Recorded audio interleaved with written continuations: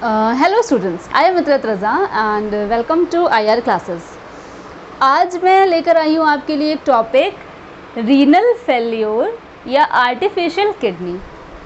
आपने सुना होगा कि किसी इंसान की किडनी का फंक्शनिंग में कुछ प्रॉब्लम हो गई है या उसका फंक्शन प्रॉपर नहीं हो रहा है। इट मीन्स उसको यूरिन पास करने में प्रॉब्लम हो रही है या उसको कुछ पेन हो रहा है, तो डॉक्टर ने सजेस्ट किया है उसको किडनी का डायलिसिस। मतलब आपकी बॉडी में कुछ ऐसी प्रोसेस, ये जो किडनी की होती है, मीन्स एक्सक्रीटरी सिस्टम की जो प्रोसेस है, एक्सक्रीशन, वो नहीं हो पा रहा है, तो डॉक्टर सजेस्ट करते हैं इस केस में डायलिसिस के लिए।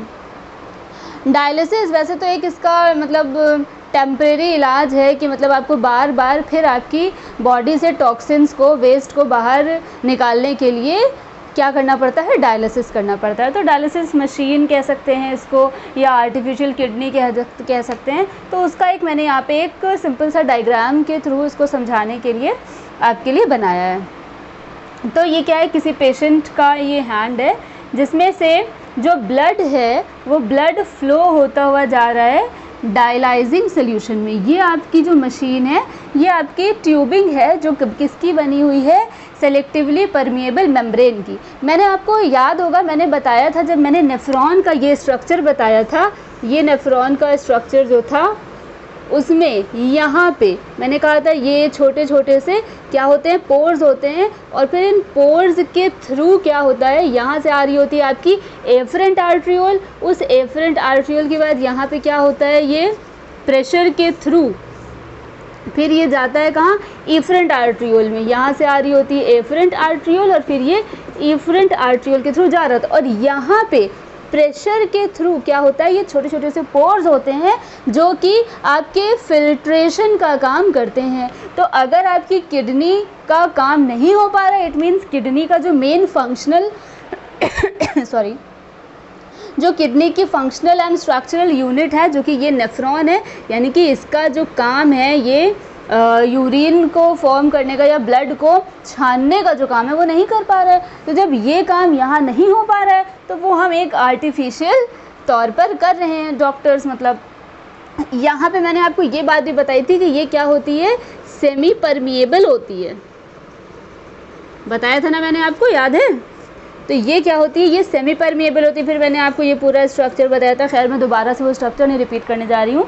तो ये सेमी परमिएबल होने का क्या मतलब था कि ये कुछ पोर्शन के लिए तो परमिएबल होती है, कुछ सब्सटेंसेस के लिए, और कुछ सब्सटेंसेस के लिए परमिएबल नहीं होती है। परमिएबल का मतलब भी बताया था कि मतलब इसको छान देती है, पास आउट हो जाने देती है कुछ सब्सटेंसेस को। तो यहाँ पे क्या पास आउट हो जाना है, यहाँ पे यूरिन या वेस्ट प्रोडक्ट जो है उसको पास आउट हो जाना है, और जो काम की चीज़ें हैं उसे हमें पास आउट नहीं होने देना है। तो वही काम यहाँ पे आर्टिफिशियली तौर पर हो रहा है, जो कि ये एक सिंपल सा नेफ्रॉन कर रहा था। तो ये क्या है, tubing made of selectively permeable membrane. अब इन मेम्ब्रेन्स के थ्रू क्या हो रहा है, ये आपका डायलाइजिंग सोल्यूशन है इसमें भरा हुआ। डायलाइजिंग सोल्यूशन में क्या हो रहा है, जनरली इसमें वाटर, इलेक्ट्रोलाइट, कुछ सॉल्ट्स हैं, जिसमें कि सॉल्ट्स में आ जाते हैं बाइकार्बोनेट एंड सोडियम। इसमें फ्रेशली डायलाइजिंग सोल्यूशन भरा हुआ है।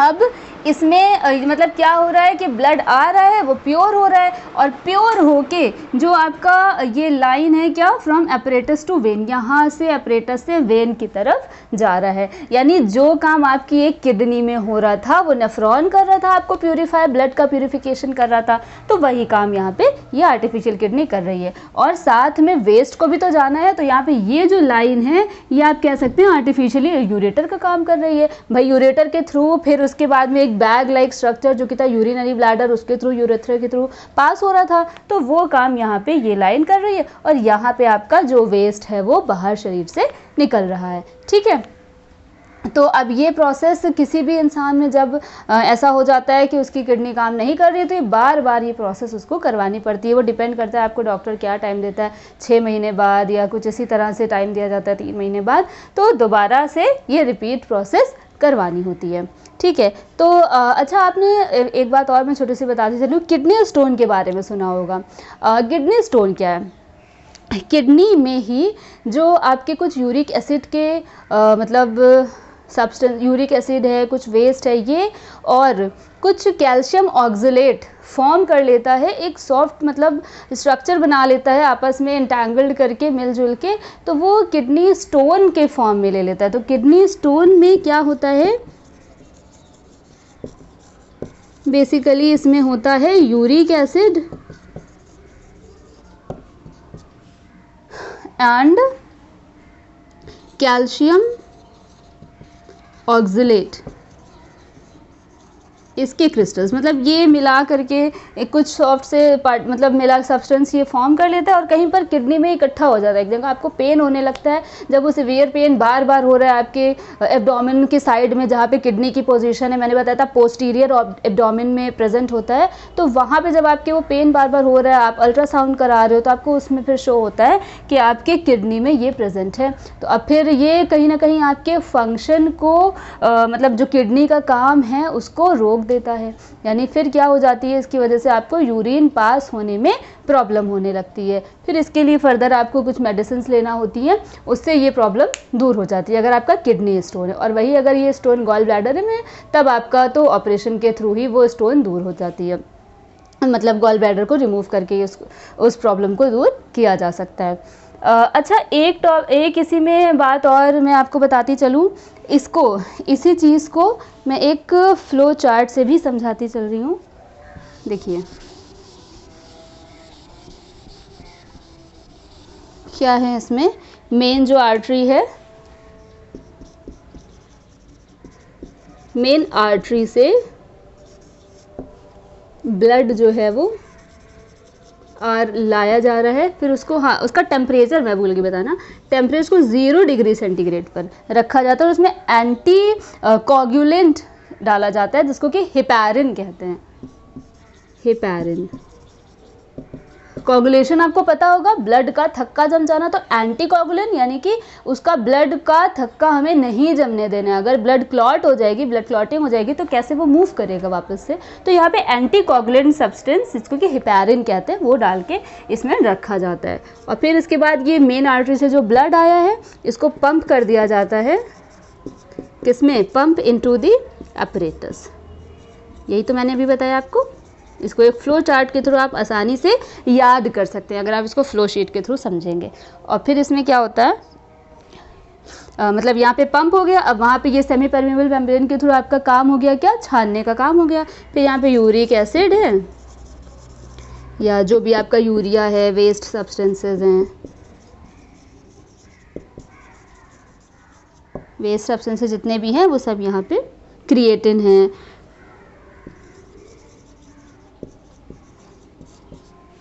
वो चले जाएंगे कहाँ, डायलाइजिंग सोल्यूशन में। ये डायलाइजिंग सोल्यूशन है। और फिर होगा क्या, जो प्योर ब्लड होगा वो प्योर ब्लड आपकी बॉडी में वापस से चला जाएगा। जो पेशेंट है उसकी बॉडी में यहाँ से जो वापस से जा रहा है वो प्योर ब्लड होता हुआ जा रहा है। तो ये एक आर्टिफिशियल किडनी कैसे काम करती है उसका एक सिंपल सा फ्लो शीट के थ्रू मैंने समझा दिया, डायग्राम के थ्रू समझा दिया। आई होप आपको ये समझ में आया होगा। एक और टर्म है डायलिसिस, डायलिसिस भी इसी को कहते हैं। और एक और चीज़ है ट्रांसप्लांट।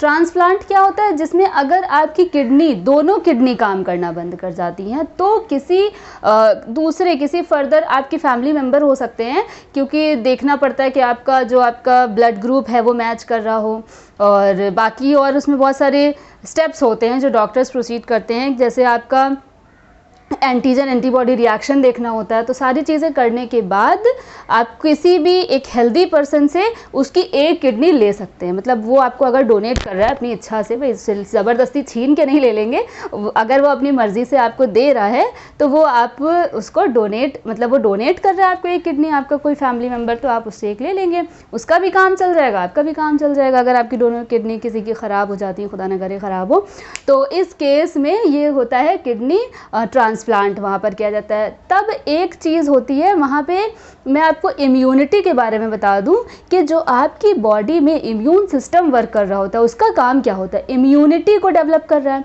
इम्यूनिटी को डेवलप करने के लिए सबसे पहली बात होती है, जो भी शरीर में, जो भी आपकी बॉडी में बाहर से कुछ आता है, यानी फॉरेन पार्टिकल्स को आपकी बॉडी आइडेंटिफाई कर लेती है ना, तो वो आइडेंटिफाई करके फिर वो उसको मारने का काम करने लगती है। अगर आपकी बॉडी में सपोज किडनी ट्रांसप्लांट हो गया, अब वो किडनी तो आपकी बॉडी के लिए फॉरेन पार्टिकल है ना, आपको बॉडी उसको नहीं जानती, तो वो क्या करेगी, आपकी बॉडी का इम्यून सिस्टम खुद ही धीरे धीरे उसको मारने लगेगा, और वो जब धीरे धीरे उस किडनी को ख़त्म कर देगा तो जाहिर है आपकी भी डेथ हो जाएगी। मतलब जिस भी पेशेंट के अंदर ये प्रॉब्लम हुई है उसके साथ। तो किया क्या जाता है, डॉक्टर्स जब किडनी ट्रांसप्लांट करते हैं तो उस समय इम्यूनो सप्रेसिव ड्रग्स दे देते हैं ताकि वो इम्यून सिस्टम को मतलब इम्यून सिस्टम के फंक्शनिंग को रोक सके थोड़े टाइम के लिए। जब तक वो हॉस्पिटल में है तब तक तो दे ही रहें, और फिर लगातार उसको लेना ही पड़ती है इम्यूनोसप्रेसिव ड्रग्स, ताकि उसका इम्यून सिस्टम जो है वो उसको पहचान ना पाए आपकी किडनी को। और फिर अगर ये आप ड्रग लेना बंद कर देंगे कभी, तो आपको बहुत नुकसान उससे हो जाएगा। तो जो किडनी ट्रांसप्लांट होता है वो भी एक, मतलब इसी में मैंने शॉर्ट में सोचा आपको समझाती चलूँ कि क्या होता है। किडनी ट्रांसप्लांट में इस तरह से डॉक्टर्स आपको इम्यूनोसप्रेसिव ड्रग्स के थ्रू आपको ज़िंदा रखते हैं, कह सकते हैं कि आपने किडनी तो ले ली, और इसमें पूरी एक प्रोसेस है जो बहुत डिटेल प्रोसेस है, वो कभी बाद में मैं आपको समझाऊंगी। तो मैं अभी यहीं पर इस वीडियो को ख़त्म करती हूँ।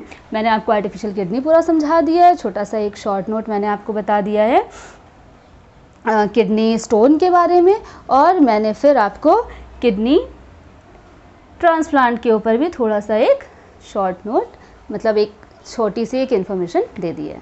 Okay, thank you. मैं एक बार कहना चाहूँगी, अगर आपको इसमें कुछ कमेंट करना है, आपको कोई भी डाउट्स हैं उसको क्लियर करना है, तो आप कमेंट बॉक्स में सजेशंस अपने ज़रूर लिखिए। और अगर आपको वीडियो अच्छी लगी है तो प्लीज़ इसे लाइक, शेयर एंड सब्सक्राइब करना मत भूलिए। Thank you.